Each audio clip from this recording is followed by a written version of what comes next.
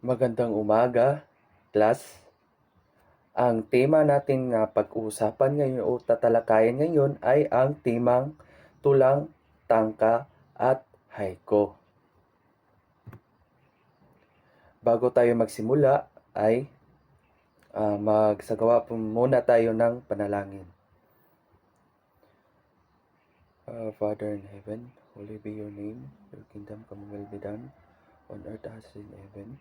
Give us this day, forgive us the sins as we forgive those who against us. Don't bring from the days, but deliver us from evil. Amen. Okay, class, magsimula na tayo sa ating talakayin. Bago tayo magsimula, ang layunin natin ngayong araw ay sa pagtatapos ng aralin nito, 95% ng mga mag-aral ay inaasahang na ipapaliwanag ang kaibahan ng tulang tangka at haiku. Pangalawa, na ipapahayag ang kasiningan ng tulang tangka at haiku. At panghuli, nabibigkas ang tulang tangka at haiku ng may wastong antala, hinto at damdamin. Bago tayo dumako sa ating talakayan, may papakita muna ako larawan at iyong huhulain kung anong larawan itong pinapakita ko. So, ito, ano ang larawan tong nakikita nyo sa screen? Tama, kalikasan. At sunod naman ay, ano ito? Ano ang napapansin nyo sa larawan? Tama, pag-ibig. So, ngayon, ang tangka at haiku. At nandito naman ang mga halimbawa ng tangka at haiku. Una, ang tangka, gabi naging tahimik, bituin ang sumilip, bulaklak na sumagi, mamasan saglit, puso'y ngumiti. At haiku naman ay dahong sumayaw, hangin ang nagpapalaw, araw dumungaw. At ang tangka ay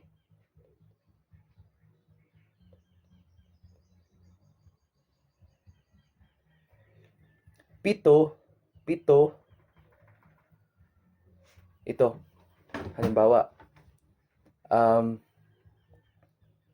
bibilangin natin kung ano ang mga salita. Una, gabi, bing, naging tahimik, 7. Pangalawa, bituin ang sumilip, 7 rin. Bulaklak na sumagi, 7. Mamasan saglit, 5. Puso'y ngumiti. Diba? Napapansin nyo sa tangka ay 7, 7, 7, 5, 5.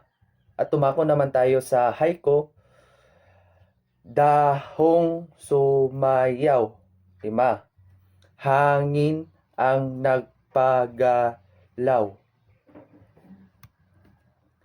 Araw dumungaw. Napapansin din nyo sa haiku ay 5, 7, 5. Ang pagkakaiba lang ng tangka at haiku ay ang tangka ay pipito at 5. At ang haiku naman ay 5, 7, 5. At magpapangkat tayo ng 4 na pangkat. At ito ang panuto. Memoryahing tangka, pangkat 1 at 2. Ang tangka ay ang pangkat 1 at 2. At ang haiku naman ay pangkat 3 at 4. Pangalawa, bibigyan ng kopya ang bawat pangkat sa nakaatas sa kanilang tangka at haiku.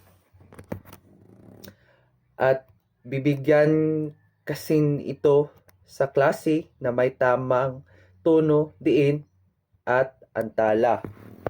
pagkatapos na paggawa ng kanilang mga tula ay ibabahagi sa harap ng klase ng lahat ng membro ng pangkat at doon sila magbabahagi ng kanilang ginawang tula ng tangka at haiku.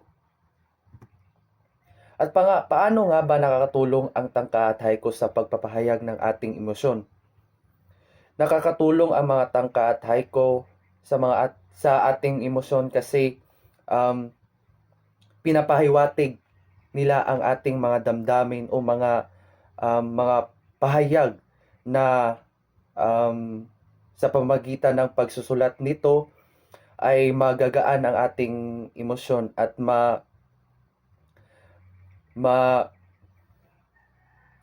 ma-release o magiginhawa ang ating mga dinadalang pasan o mga galit.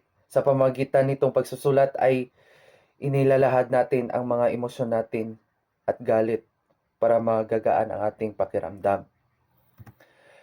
At ito naman ay kumuha ng 1/4 na papel para sagutan ang ating panutol ngayon. Pipiliin ang titik ng tamang sagot. Ilagay ang sagot sa isang kapat na papel. Una, ano ang bilang ng pantig sa isang haiku? Di ba? Tinalakay natin kanina kung ilan ang pantig ng haiku at tangka.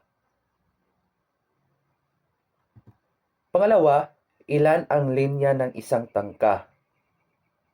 Ilan ang linya ng isang tangka?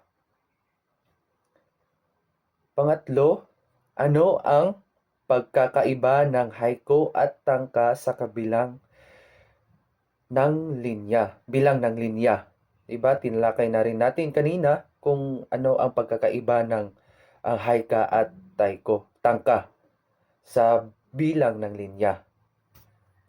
Pang-apat ay ilan ang kabuuang bilang ng pantig sa tangka. At panglima naman ay sa haiku, ano ang bilang ng pantig at ikalawang linya? Tapos na natin na ilahad ang panuto na inyong sasagutin. At umako naman tayo sa takdang aralin. Panuto, magsaliksik ng isang halimbawa ng tangka at haiku mula sa panitikang Hapon. Isulat ito sa inyong kwaderno at ipaliwanag kung ano ang ibig sabihin ng tula. I-practice ang tamang pagbigkas nito at ihanda ang isang pagsasadula at interpretatibong pagbasa sa susunod na klase.